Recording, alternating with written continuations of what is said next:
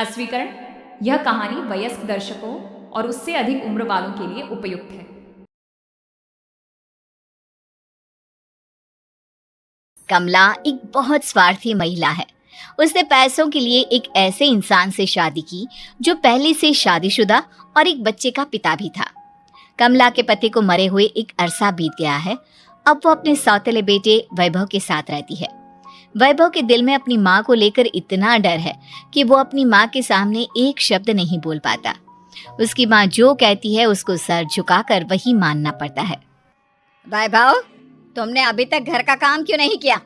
तुमसे कितनी बार कहा है कि सूरज निकलने से पहले तुम घर की साफ सफाई पूरी कर दिया करो। वैभव कुछ नहीं बोलता, चुपचाप सर झुकाए अपनी माँ की बात सुनता रहता है। तभी पास में खड़ा नौकर सुखराम कहता है, मालकिन, वैभव बाबा को रात से तेज बुखार है, इसलिए वो सुबह जल्दी उठ नहीं पाए। उनके बदले मैं घर की साफ सफाई कर देता हूँ। इसे कोई बुखार नहीं है, मैं इसे अच्छी तरह से जानती हूँ। ये सब काम न करने के बहाने हैं। सुखराम काका, बोल दो इसे, सारे घर का काम यही करेगा, और इससे समय पर अपना काम पूरा नहीं किया तो इससे आज का खाना भी नहीं मिलेगा। मगर मालकिन, वैभव बाबा की सच में ही तबीयत खराब है, आप एक बार देख तो लीजिए। कमला बिना कुछ बोले वहां से चली गई और बेचारा वैभव तेज बुखार में भी काम करता रहा। कमला वैभव की शादी एक ऐसी लड़की से कराना चाहती थी जो अनपढ़ हो और कमला से इसी तरह डरे जिस तरह वैभव डरता है, ताकि वैभव की सारी जायदाद और धन दौलत उसकी मुट्ठी में रहे। लेकिन आज के ज़माने में ऐसी लड़की मिलना मुश्किल है। कमला कार में यही सब कुछ सोचती जा रही थी कि तभी रास्ते में, अरे ड्राइवर, तुमने कार क्यों रोक दी और ये इतना शोर कैसा?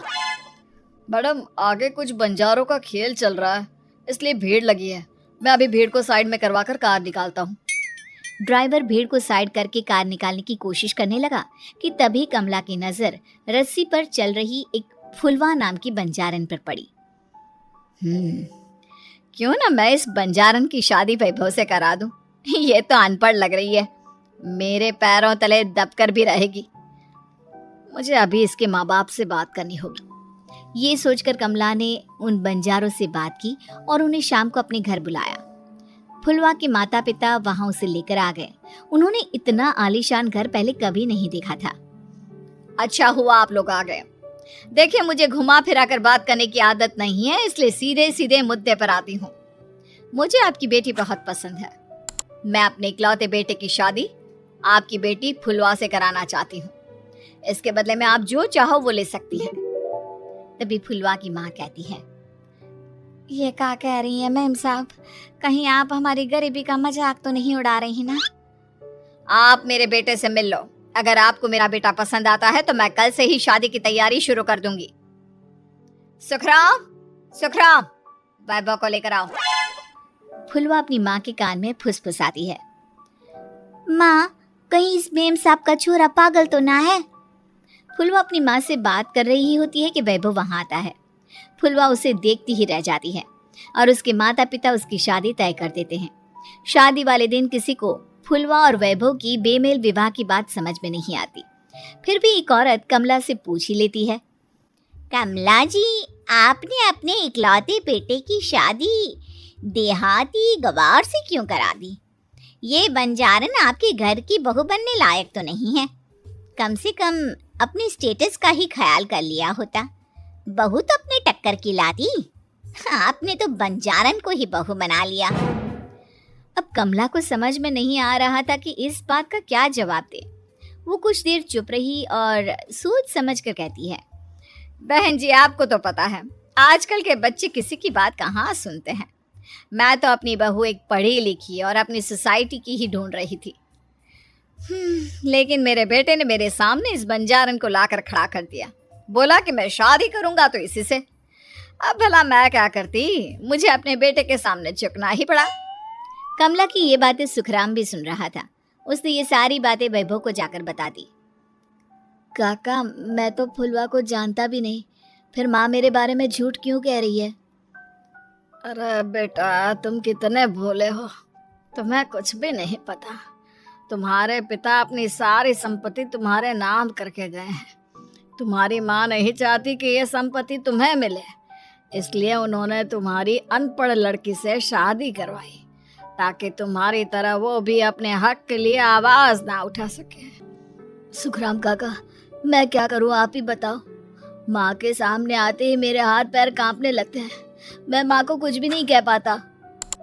वे दोनों बात कर ही रहे थे कि अचानक कमला वहां आ गई। कमला को देखकर दोनों घबरा गए। तुम दोनों फिर कभी बातें कर लेना, अभी फेरों का समय हो गया है, चलो जल्दी आओ।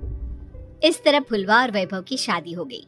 अगले दिन कमला ने फुलवा को बुलाया और उसे नसीहत देने लगी।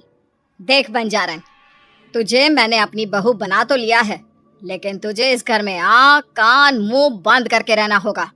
घर का काम कर और अपने पति से मतलब रख, समझी? कमला का ऐसा रवैया फुलवा को बिल्कुल समझ में नहीं आया। उसने वैभव से इस बारे में बात की। सुनिए ना, माँ जी ने जिस तरह मुझसे बात की मुझे अच्छा नहीं लगा। शादी से पहले तो वो मुझसे बहुत अच्छे से बात कर रही थी, लेकिन शादी के बाद उन्हें क्या हो गया? तुम ज्यादा मत सोचो, जैसा माँ कहती है वैसा ही करो। ये कहकर वैभव वहां से चला गया। अगले दिन वैभव को घर के नौकरों की तरह काम करता देख फुलवा को बहुत हैरानी हुई। फुलवा ने इस बारे में सुखराम काका से बात की तो सुखराम काका ने फुलवा को सारी बात बता दी। अब फुलवा को समझ में आ गया कि उसकी सास ने एक बंजारन को बहू क्यों बनाया। एक दिन वैभव घर का काम कर रहा था, तभी उससे कांच की प्लेट टूट गई। किसने गिराई ये कांच की प्लेट? वैभव को वहां खड़ा देख कमला ने छड़ी से उसे मारना शुरू कर दिया। उसके पैर में कांच चुभ गया और खून बहने लगा, लेकिन फिर भी कमला उसे मारे जा रही थी। ये देखकर फुलवा ने कमला के हाथ से छड़ी छीन ली और तोड़कर फेंक दी। बंजारन, तेरी इतनी हिम्मत, तूने मेरे हाथ से छड़ी छीनी? कमला फुलवा को थप्पड़ मारने ही वाली थी कि फुलवा उसका हाथ पकड़ लेती है। ओ सस माँ, मैंने मॉम की गुड़िया ना समझ लियो। बंजारन हो बंजारन, ईंट का जवाब पत्थर से देना जानती हूँ। आज के बाद मेरे या वैभव जी के ऊपर हाथ उठाने की सोचियो भी ना, समझी ससु माँ? ये कहकर फुलवा वैभव को लेकर वहां से चली गई। उसने वैभव के पैर पर पट्टी बांधी, उसके आंसू पोंछे। वैभव ने पहली बार किसी के दिल में अपने लिए इतना प्यार महसूस किया। अब फुलवा वैभव का हर काम में हाथ बटाती, उसका बहुत ख्याल रखती। इस तरह दोनों बहुत ज्यादा नजदीक आ गए। वहीं दूसरी ओर कमला सारी जायदाद अपने नाम करने की साजिश करने लगी। और एक दिन, वैभव, वैभव, जल्दी बाहर आओ। कमला की आवाज सुनकर वैभव और फुलवा अपने कमरे से बाहर आ गए। जी माँ, आपने बुलाया? ये ले, इन कागजों पर साइन कर दे। वैभव कागजों पर साइन करने ही वाला था कि फुलवा वैभव के हाथ से पेन छीनकर कहती है, ना वैभव जी, आप इस पर हस्ताक्षर नहीं करेंगे। आओ बंजारन, मैं तुझसे बात नहीं कर रही। ये बात मेरे और मेरे बेटे के बीच की है। चुपचाप पेन दे दे, नहीं तो तेरी खाल उधेड़ लूंगी। ससु माँ, बंजारन की खाल इतनी भी ढीली ना होवे कि कोई भी उधेड़ लेवे। जो यकीन ना आता हो तो देख ले उतार के। और हाँ, बंजारन जरूर हूँ पर अनपढ़ ना हूँ। मन ने भी पता है कि किसी भी कागज पर साइन करने से पहले उसे अच्छी तरह पढ़ लेवे। पेन देती है या नहीं? ये कहकर कमला फुलवा को मारने आई तो फुलवा ने कमला को धक्का दे दिया और वो नीचे गिर गई। कमला डरकर वहां से भाग गई। अब फुलवा ने वो कागज उठाए और वैभव के साथ सीधा वकील के पास चली गई। वकील ने वो कागज देखी और फुलवा को बताया, वैभव के पिता की सारी जायदाद और संपत्ति वैभव के नाम है, लेकिन वैभव की सौतेली माँ इस संपत्ति को अपने नाम कराना चाहती है, इसलिए इन कागजों पर वो साइन करा रही थी। तो अब हमें क्या करना चाहिए वकील साहब? वकील ने फुलवा और वैभव को सब कुछ अच्छी तरह से समझा दिया। अब दोनों घर पर पुलिस को लेकर पहुंचे। कमला पुलिस को देखकर घबरा गई। पुलिस ने कहा, आपके नाम की कंप्लेंट हुई है, आपको हमारे साथ थाने चलना होगा। कंप्लेंट? कैसे कंप्लेंट? आप अपने सौतेले बेटे पर बहुत अत्याचार करती हो, धोखे से सारी जायदाद अपने नाम करा रही थी। अब नहीं इंस्पेक्टर साहब, जरूर ये मेरी बहू की कोई साजिश है, इसने गलत कंप्लेंट की है। मैडम, शिकायत आपकी बहू ने नहीं बल्कि आपके बेटे वैभव ने की है। कमला वैभव का नाम सुनकर दंग रह गई। जिस बेटे ने कभी उसके सामने सर नहीं उठाया था, आज वही बेटा उसके सामने पुलिस को ले आया है। वैभव, तुम्हारी इतनी हिम्मत कि तुम पुलिस को ले आए? हाँ माँ, मैं लाया हूँ पुलिस को, और मेरे अंदर इतनी हिम्मत कभी ना आती अगर फुलवा मेरा साथ ना देती। आपने बंजारन बहू को लाकर अपने ही पैर पर कुल्हाड़ी मारी है माँ। मैडम, आपकी बात खत्म हो गई हो तो चलो हमारे साथ। वैभव, मुझे माफ कर दो, मुझे थाने मत भेजो। आज के बाद मैं तुम्हें कभी नहीं मारूंगी, तुम्हें कभी परेशान नहीं करूंगी, मुझे माफ कर दो। वैभव अपनी कंप्लेंट वापस ले लेता है और पुलिस वहां से चली जाती है। वैभव अपनी सौतेली माँ से कहता है, मैंने पुलिस को वापस तो भेज दिया है, लेकिन मैं आपको माफ नहीं कर सकता। आपने बचपन से आज तक कभी मेरे सर पर हाथ नहीं रखा, हमेशा मुझे मारती रही, नौकरों की तरह बर्ताव करती रही।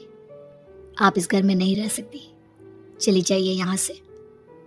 कमला घर छोड़कर चली गई और सड़क किनारे खड़ी होकर सोचने लगी, काश मैंने वैभव को माँ की तरह प्यार किया होता तो आज मैं इस तरह से बेसहारा ना हो जाती।